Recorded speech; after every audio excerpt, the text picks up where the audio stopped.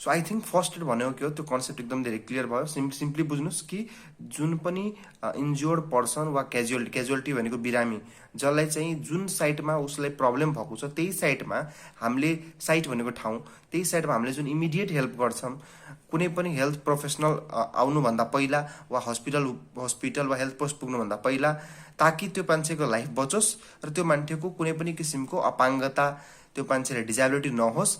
So यस्तै कुरालाई हामी फर्स्ट एड भन्छौँ। सो डेफिनेसन आयो भने तपाईँले यो डेफिनेसन लेख्नुहोस्, फुलमा फुल मार्क पाउनुहुन्छ। हेलो एभ्रिवान, आज हामी कुरा गर्छौँ फर्स्ट एडको बारेमा। सो यो च्याप्टर भेरी इम्पोर्टेन्ट छ। जुनसुकै मेडिकल रिलेटेड पढ्ने जुनसुकै भाइ बहिनीहरूको लागि एकदम धेरै इम्पोर्टेन्ट कुरा छ फर्स्ट एड। यानि फर्स्ट एडलाई हामी प्राथमिक उपचार पनि भन्छौँ।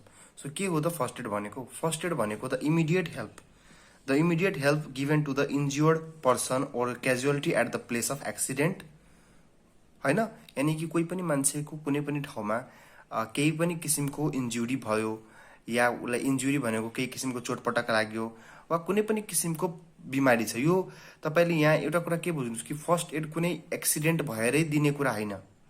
यहाँ at the place of accident वा at the place of home वा एनी प्लेस के, यानि कि जुन पनि प्लेसमा मान्छेहरूलाई जुनै पनि किसिमको गाह्रो पर्दाखेरि जुन इमिडिएट हेल्प हामी दिन्छौँ नि त्यसैले खासमा फर्स्ट एड भन्ने हो क्या। र इमिडिएट हेल्प त अब जो जहाँ त्यहाँ जुन मान्छे छ त्यसैले दिने हो। जस्तो इक्जाम्पलको लागि लेट सपोज कि म बाटोमा हिँडिरहेको थिएँ र मलाई अचानक हार्ट एट्याक आयो, म त्यहीँ बिच बाटोमै लडेँ। अब कोही मान्छेले मलाई लडेको हेरेर अब उसले चाहिँ मलाई यस्तै अब मेरो लाइफ उसले हेऱ्यो कि ओ यसको त सास चलिरहेको छैन वा मुटु चलेको छैन, उसले मेरो के गर्यो, उसले मेरो चेस्ट कम्प्रेसन गर्यो, होइन, जसलाई हामीले सिपिआर भन्छौँ, होइन, र उसले मेरो लाइफ बचायो भने त्यो पनि एक किसिमको फर्स्ट एड हो क्या। या मानौ कि म कतै गइरहेको थिएँ, मेरो एक्सिडेन्ट भयो र अचानक त्यो ठाउँमा भएको मान्छेहरूले मलाई मेरो एक्सिडेन्ट भएपछि मलाई उनीहरूले मलमपट्टिहरू गरिदिए, त्यसपछि बल्ल म अस्पताल गएँ भने त्यो मलमपट्टि त्यही ठाउँमा भयो नि, त्यो पनि फर्स्ट एड हो, होइन?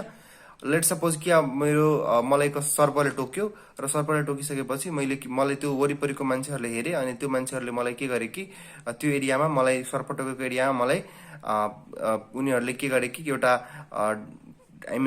एउटा लठी राखेर स्प्लिन्ट राखेर उनीहरूले त्यो ठाउँमा टाइअप गरिदिए, मेरो त्यो खुट्टा बाँधिदिए ताकि त्यो ठाउँको पोइजन त्यो ठाउँबाट अरू ठाउँमा नजाओस्, होइन? So there are various examples of first aid. So first एडको मेन मिनिङ यति मात्रै हो कि जुन इमिडिएट हेल्प हुन्छ, जुन पहिलो हेल्प हुन्छ, जुन जसले गर्छ, होइन, पहिलो हेल्प जुन हुन्छ, जुन कि एउटा इन्ज्योर्ड पर्सन, अब इन्जुरी कुनै पनि किसिमको हुनसक्छ एक्सिडेन्ट रिलेटेड इन्जुरी हुनसक्छ हाम्रो बडीकै कुनै खराबीले, जस्तो हार्ट एट्याक भयो भने त्यो त एक्सिडेन्ट होइन, त्यो त हाम्रै बडीको कुनै खराबीले गाह्रो भएको हो। सो कुनै पनि किसिमको इन्ज्योर्ड भएको छ। सो इन्ज्योर्ड पर्सनले जुन इमिडिएट हेल्प पाउँछ at the place of accident, home, any place, कुनै पनि प्लेसमा before the arrival of qualified health person. हेर्नुहोस्, अब तपाईँले जहाँ पनि तपाईँलाई केही पनि हुन्छ भने त्यो ठाउँमा जरुरी छैन कि त्यति बेलै कुनै क्वालिफाइड या डक्टर वा एचए कुनै नर्स एभाइलेबल होस्। त जुन मान्छे त्यहाँ प्रेजेन्ट हुन्छ त्यही मान्छेले नि तपाईँले सुरुमा फर्स्ट एड गर्छ। युजुअली त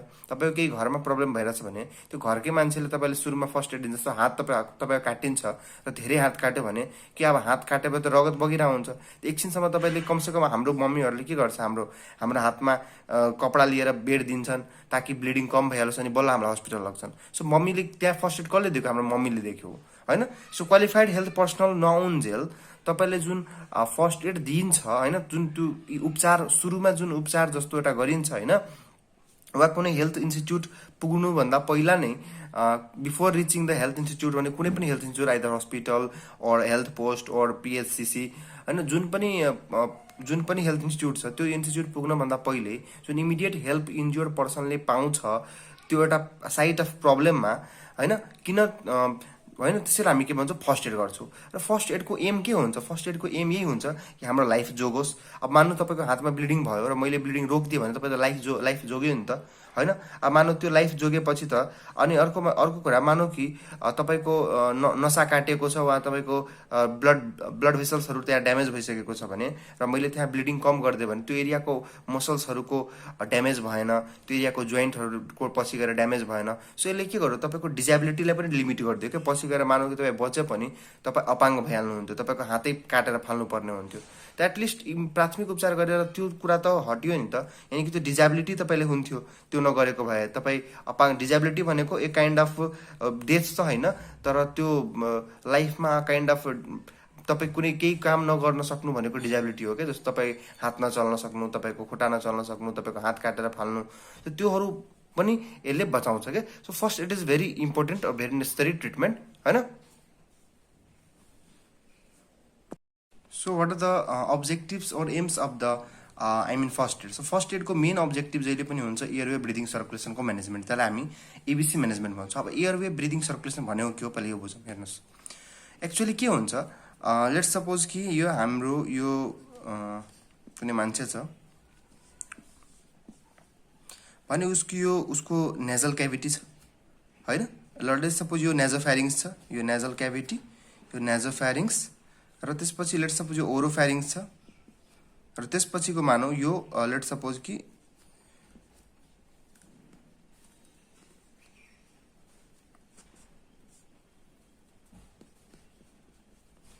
so these are nasal cavity, nasopharynx, oropharynx.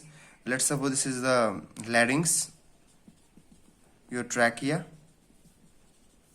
अनि त्यसपछि यताबाट डिभाइड भएर यहाँबाट यसरी के हुन्छ त दुईटा, these are the lungs. So यति स्ट्रक्चरलाई हामी सो जुन नेजल क्याभिटीबाट लङ्ससम्मको स्ट्रक्चर भयो, होइन। सो नेजल क्याभिटी टु लङ्ससम्मको जुन स्ट्रक्चर भयो यतिलाई हामी इन सर्टमा के भन्छौँ त एयरवे भन्छौँ। यसलाई हामी के भन्छौँ, एयरवे भन्छौँ। यानि कि हामीले जहिले पनि कुनै पनि पेसेन्टलाई केही पनि हुँदाखेरि हामीले सबभन्दा पहिला के हेर्नु पर्यो कि उसको एयरवे सेक्योर्ड छ कि छैन, यानि कि एयरवे ठिक छ कि छैन।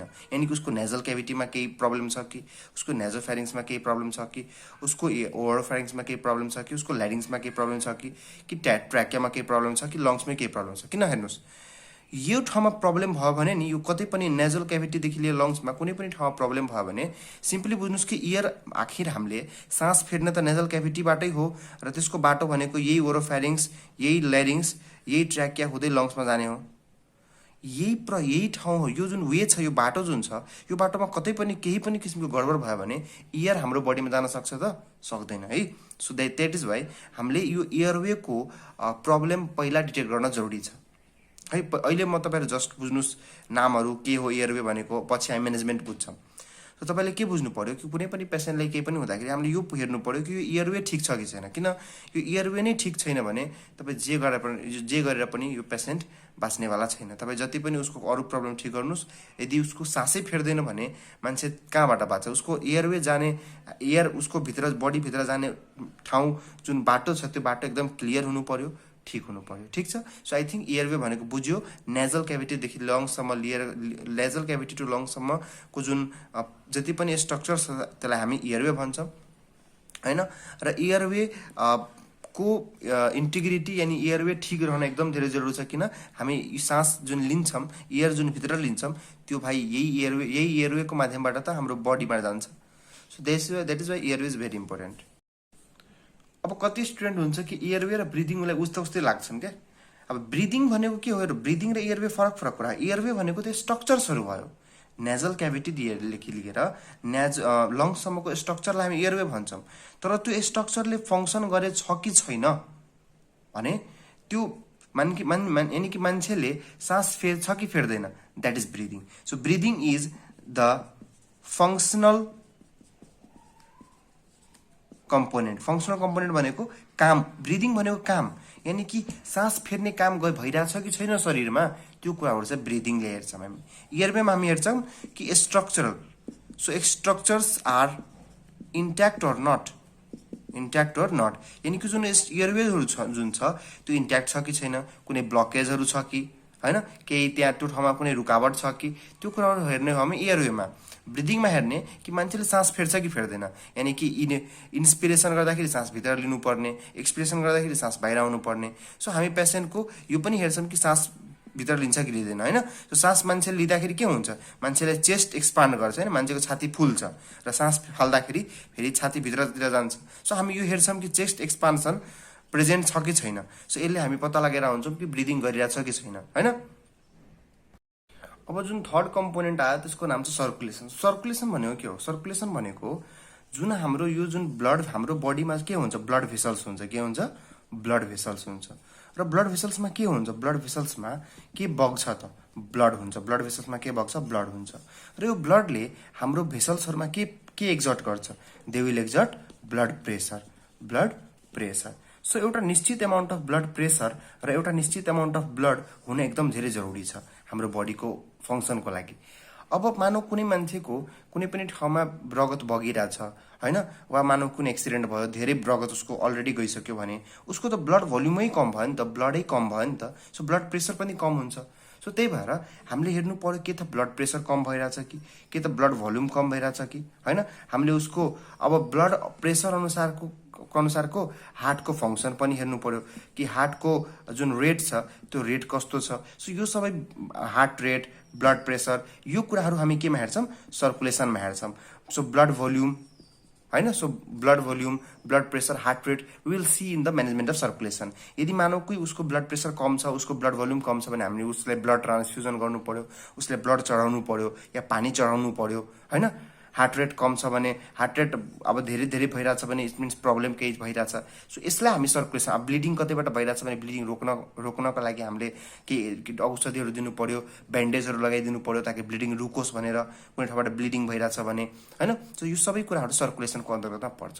सो यति तीनटा कुरा भनेको लाइफ सेभिङ मेजर्सहरू हो। तपाईले एयरवे, सबै एयरवे स्ट्रक्चर्सहरू ठिक छ कि छैन, मान्छेले सास फेर्छ कि छेड्दैन, अनि जति पनि ब्लड भेसल्सहरू, ब्लड प्रेसर छ या हार्ट रेट छ सब त्यो ठिक छ कि छैन, यो सबै ठिक छ भने बल्ल तपाईँ अब अरू कुराहरू हेर्नुहोस् के, अब अरू प्रब्लमहरूतिर जानुहोस्। किनभने यो सबै कुराले एकदम केही बेरमै लाइफ मान्छेको लिइहाल्न सक्छ। त्यही भएर यो कुराहरूले हेर्न एकदम धेरै जरुरी छ। यसलाई हामीले इन सर्टमा एबीसी म्यानेजमेन्ट भन्छौँ। अब कुनै पनि किसिमको इमर्जेन्सी सिचुएसन्सहरू आयो, मानौ कि कुनै ठाउँमा कुनै बम ब्लास्ट भयो या कुनै ठाउँमा कुनै आतंकवादीको हमला भयो, सो त्यो इमर्जेन्सी कन्डिसन्सहरू केही पनि, मैले एउटा एक्जाम्पलमा दिएँ, केही पनि जस्तो कुनै ल्यान्डस्लाइड आयो, फ्लुड आयो, जे पनि भयो, सो त्यो इमर्जेन्सी सिचुएसनमा सबभन्दा पहिला सिचुएसनलाई विचार गर्ने, assess the situation and don't put yourself in हेर्नु। अब अरूलाई बचाउनको लागि आफै मरिहाल्नु भने त्यो पनि राम्रो भएन क्या। सो सिचुएसन एसेस गर्ने तर आफूलाई पनि डेन्जरमा नहाल्ने। Make the area safe. त्यो एरिया सेफ छ, जस्तो तपाईँ जुन एरियामा अब मान्छेलाई उपचार गर्नुहुन्छ, चाहे उसको इमर्जेन्सी म्यानेजमेन्ट गर्नुहुन्छ, त्यो एरिया सेफ छ कि छैन। जस्तो कोही मान्छे आगो लागेको ठाउँमा छ, अब तपाईँले त्यो एरियामा उसलाई पहिला निकाल्नु पर्यो नि त। अब उसलाई निकाल्नको लागि आफै फेरि मर्नु भएन क्या। अब तपाईँले के गरेर हुन्छ, अब तपाईँले water I mean fire proof केही लगाएर, सुट लगाएर जानुहुन्छ कि त्यो मान्छेलाई बचाउन, त्यो अरू कुरा होइन, तर त्यो एरिया सेफ हुनु पर्यो। र कोही मान्छे अब त्यहाँ मानौ 10वटा मान्छे छ भने पहिला कोही अनकन्सियस मान्छे छ, कोही बेहोस भएको छ, अनकन्सियस भनेको जो होसमा नहोस् के, अनकन्सियस, त्यस्तो मान्छेलाई पहिला एटेन्ड गर्ने यदि एउटा भन्दा बढी मान्छे छ भने, र remove the casualty from the site of accident. यानी त्यसपछि उसलाई के गर्ने, अब आगो लागेको ठाउँ छ भने त्यो ठाउँबाट उसलाई हटाइदिने, उसलाई नर्मल ठाउँमा लग्ने, तर अझै इन्जुरी हुन सक्छ। र यसपछि अब हामी एसेस गर्ने एयरवे, ब्रिदिङ एन्ड सर्कुलेसनको म्यानेजमेन्टमा। अब एयरवेको म्यानेजमेन्टमा हामी के गर्छौँ त? सबभन्दा पहिला चाहिँ हामीले एयरवे भनेको पहिला अघि नै बुझिसक्यौँ, यानि कि जुन ओरोफाइरिङ्स, यानि कि नेजल क्याभिटीदेखि लिएर जुन लङ्सम्मको जति पनि स्ट्रक्चर छ त्यसलाई हामी के भन्छौँ त? एयरवे भन्छौँ। अब के हुन सक्छ हेर्नुहोस्, तपाईँको लेट सपोज कि यो पेसेन्ट छ भने होइन, यसरी सोच्नुहोस्,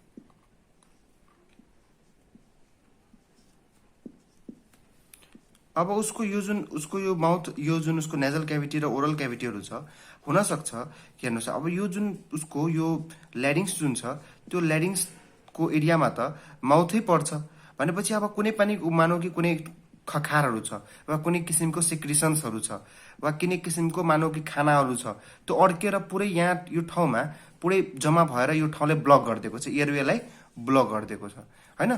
कुनै खखार छ वा कुनै उसको जिब्रो नै पछाडि गएर यो एयरवेलाई ब्लक गरिदिएको छ भने यताबाट एयर यता जान सक्छ, जानै सक्दैन। सो तपाईँले के गर्नु पर्यो, मुखभित्र केही पनि किसिमको फसेको केही खाना छ वा कुनै खखारहरू फसेको छ जसले कि एयरवेलाई ब्लक गरेर राखेको छ, जुन कारणले हावा भित्र जान पाइरहेको छैन भने तपाईँ यसलाई पहिला सबै कुरालाई हटाउनु पर्यो।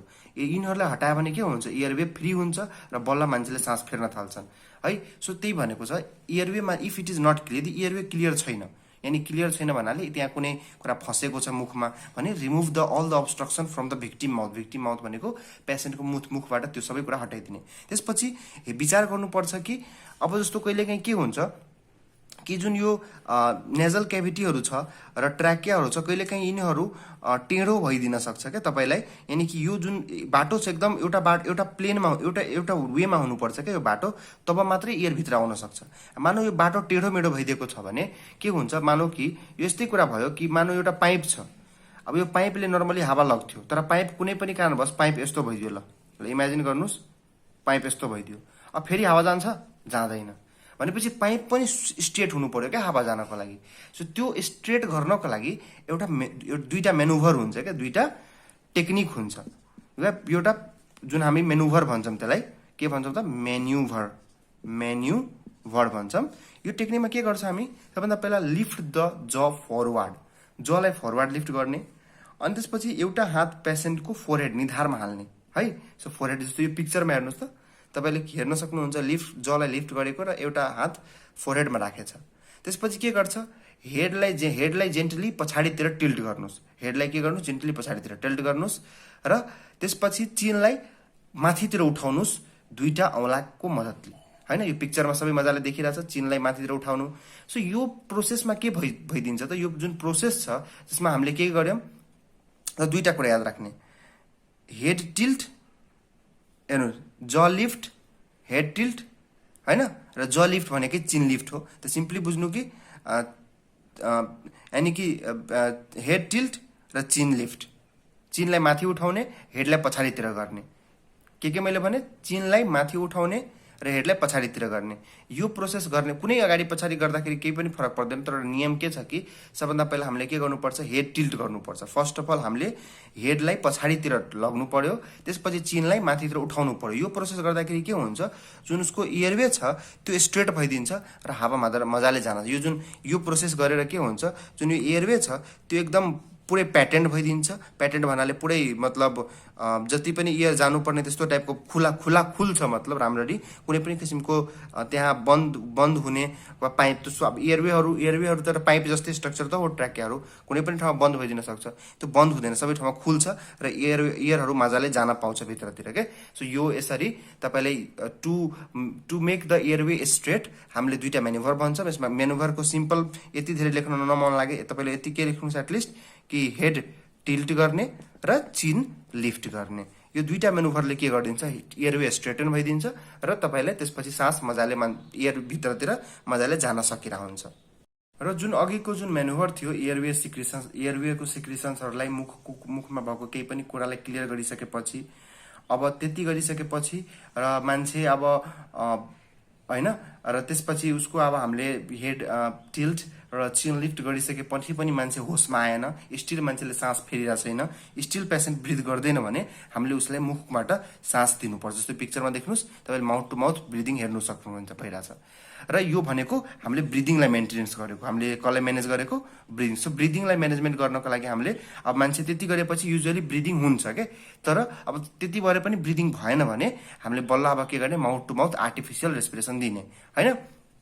र यति भएपछि पनि अब मान्छेले सास त फेर्यो तर मानौ उसको अहिले पनि होस आएको छैन भने होइन, उसको पल्स चेक गर्ने होइन, उसको चेक ब्लड प्रेसर र पल्स भनेको उसको नाभि छाम्ने होइन। सो पिक्चरमा हेर्नुहोस् पल्स हेर्नुहोस् कसरी चेक गर्छ होइन, पल्स चेक गर्ने र योहरू चेक गरे पनि मानौ उसको पल्स चेक गर्दा एकदम पातुलो पल्स देखियो। यो जुन मेरो हात छ नि, सो यो पोइन्टमा झन्डै तपाईँ बुझ्नुहोस् न कुन पोइन्टमा भनेपछि पिक्चरमा देखाउँछु, यस्तो छ भने यो पोइन्टमा तपाईँले मैले यसरी तीनटा औँलाले छामेर म पल्स हेर्छु क्या पेसेन्टको, र पल्स मलाई मानौ कि बुझिरहेको छैन भने मैले बुझ्छु कि सर्कुलेसन एडुकेट छैन। मानौ बिपी चेक गरेँ, बिपी मैले एकदम थोरै पाएँ होइन, त्यति बेला मैले बुझ्नु पर्यो कि पेसेन्टको मैले के गर्नुपर्छ, सिपिआर गर्नुपर्छ। सिपिआर भनेको के हो, कार्डियो पल्मोनरी रेससिटेसन। सो कार्डियोपल्मोनरी रेससिटेसन एउटा प्रोसिजर हो होइन, जसलाई हामीले सिपिआर भन्छौँ। यो प्रोसिजरमा हेर्नुहोस् यो पिक्चरमा तपाईँले देखाइरहेछ होइन। सो यसमा हामी के गर्छौँ, चेस्ट कम्प्रेसन गर्छौँ। अब चेस्ट कम्प्रेसनको रेसियो जुन हुन्छ त्यो कति टाइम गर्नुपर्छ त चेस्ट कम्प्रेसन, सो यो तपाईँले के भन्छ त 30:1 2 रेसियोमा गर्ने। 30:2 रेसियो भनेको तपाईँले 30 चोटि चेस्टलाई कम्प्रेस गर्नु पर्यो भने 2 चोटि तपाईँले मुखबाट ब्रिदिङ दिनु पर्यो। सो 30 चोटि कम्प्रेस गरेर 2 चोटि ब्रिदिङ दिने। सो यति काम गर्नु पर्यो। सो यसलाई हामीले सर्कुलेसनको म्यानेजमेन्ट भन्छौँ। सो सर्कुलेसनको म्यानेजमेन्टमा हामीले यही काम गर्छौँ मेनली। र अब चाहिँ हामीले एबिसी म्यानेजमेन्ट गरिसकेपछि हामीले हेर्ने कि कतै पनि ब्लिडिङ भइरहेछ कि छैन। ब्लिडिङ भइरहेछ भने इफ कैजुअलिटी ब्लिडिङ भइरहेछ भने हामीले त्यहाँ ब्यान्डेजहरू लगाइदिने, प्रेसर ब्यान्डेजहरू लगाइदिने ताकि उसको ब्लिडिङ स्टप भइहालोस्। र यदि हामीले उसको स्पाइनको इन्जुरी सस्पेक्ट गरेछौँ, अब स्पाइन के हुन्छ त? स्पाइन भनेको भट्टी जुन यस्तो हेर्नुहोस् तपाईँले, लेट सपोज कि यो मान्छे छ होइन, यो एउटा मान्छे छ भने यो मान्छेको तपाईँले के हुन्छ बडीको पछाडितिर, ल यसलाई यसरी बुझ्नुपर्दा राम्रो,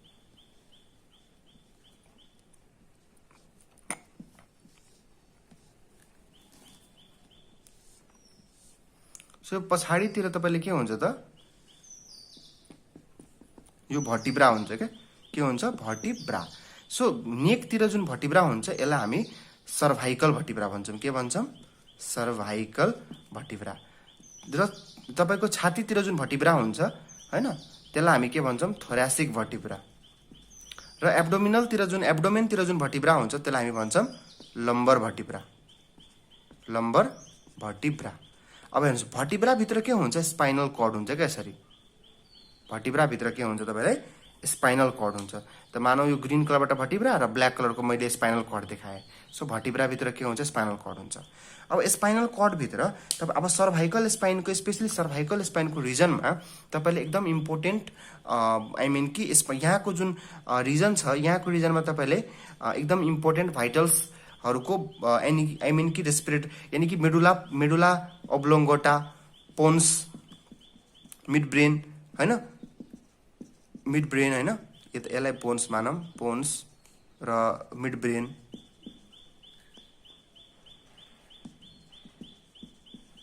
सो यो सबै यो मिड ब्रेन भयो, पोन्स भयो, मेडुला भयो, यिनीहरू भनेको सर्भाइकल भर्टिब्रातिर पर्छन् के।